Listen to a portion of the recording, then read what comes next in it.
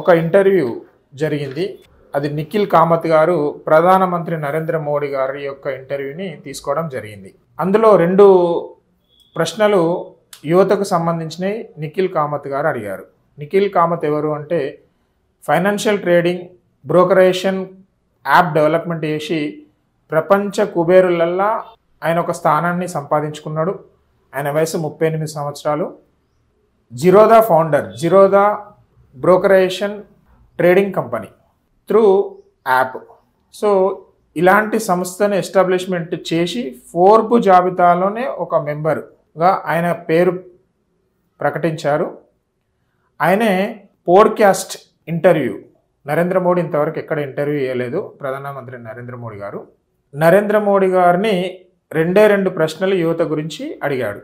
1, యువత రాజకీయాల్లోకి రావాలంటే మీరిచ్చే సందేశం ఏంటి? యువత రాజకీయాల్లోకి రావాల్సిన అవసరం చాలా ఉంది. ప్రజాసేవే లక్ష్యంగా, స్వలాభం లేకుండా, స్వప్రయోజనాలు లేకుండా ప్రజల కోసం పనిచేసేటటువంటి ఆలోచనతోటి యువత రాజకీయాల్లోకి రావాలి అని నరేంద్ర మోడీ గారు చెప్పారు. మరొక ప్రశ్న, రాజకీయాల్లోకి రావాలంటే డబ్బు అవసరమా అని నిఖిల్ కామత్ గారు అడిగారు. దానికి సమాధానంగా నరేంద్ర మోడీ గారు రాజకీయాల్లోకి రావాలంటే డబ్బు అవసరం లేదు. దానికి ఒకే ఒక ఉదాహరణ, మా గ్రామంలో ఒక కంటి వైద్య చేసే డాక్టర్ ఉండేవాడు. ఆయన వచ్చిన పేషెంట్ని మర్యాదగా ఆప్యాయంగా పలకరించి వాళ్ళ సమస్యను తెలుసుకొని వాళ్ళతోటి మమేకమై వాళ్ళ సమస్యల్ని పరిష్కరిస్తూ ఉండేవాడు. అలా అలా అలా మంచి పేరు సంపాదించుకున్న తర్వాత ఒక సందర్భంలో ఎలక్షన్స్ వచ్చినప్పుడు ఆయనే పార్టిసిపేట్ చేశాడు. పార్టిసిపేట్ చేసేటప్పుడు ఆయనకు సంబంధించిన కస్టమర్ల దగ్గర, ఆయనకు తెలిసిన వాళ్ళ దగ్గర ఒక్కొక్క రూపాయి విరాళం తీసుకొని 250 రూపాయల ఖర్చుతోటి ఆయన ఘన విజయం సాధించాడు. సో ఇక్కడ రాజకీయంలో డబ్బు అవసరం లేదు, డబ్బు ఉంటేనే రాజకీయంలో విజయం సాధించవచ్చు అనే మాట నేను తోసేస్తున్నాను. మంచి మర్యాద, మంచితనం, ప్రజలకు సేవ చేయాలనే గుణం ఉంటే ఖచ్చితంగా మీరు యువత రాజకీయాల్లోకి రావచ్చు. ఎవరైనా యువత వాళ్ళ సొంతగా రాజకీయాల్లోకి రావాలనుకుంటే వాళ్ళు డబ్బు కోసం ఆలోచించాల్సిన పని లేదు అని నరేంద్ర మోడీ గారు సమాధానం ఇచ్చారు.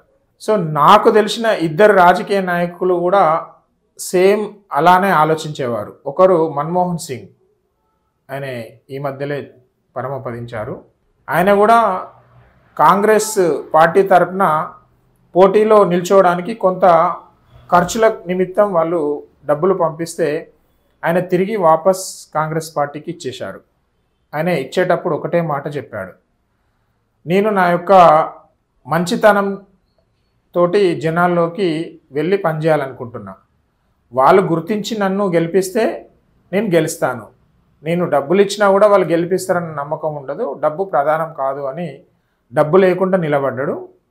ఆ రోజు విజయం సాధించాడు. అలానే మన తెలంగాణలో ఉమ్మడి ఆంధ్రప్రదేశ్లో ఉన్నప్పుడు కూకట్పల్లి నియోజకవర్గం నుండి జయప్రకాష్ నారాయణ కూడా అంతే. ఆయన లోక్ సత్తా పార్టీ యొక్క ఉద్దేశం కూడా కరప్షన్ని కంట్రోల్ చేయాలనేది ఆయన ముఖ్య ఉద్దేశం. అప్పుడు కూడా తను డబ్బు ఏం పెట్టలేదు. డబ్బు లేకుండానే రాష్ట్ర రాజకీయంలో ఒక ట్రేడ్ మార్క్ని క్రియేట్ చేశాడు. సింగిల్ ఎంపీ ఇన్వెస్ట్మెంట్ లేకుండా తన నియోజకవర్గం నుండి భారీ మెజార్టీతోటి గెలిచాడు.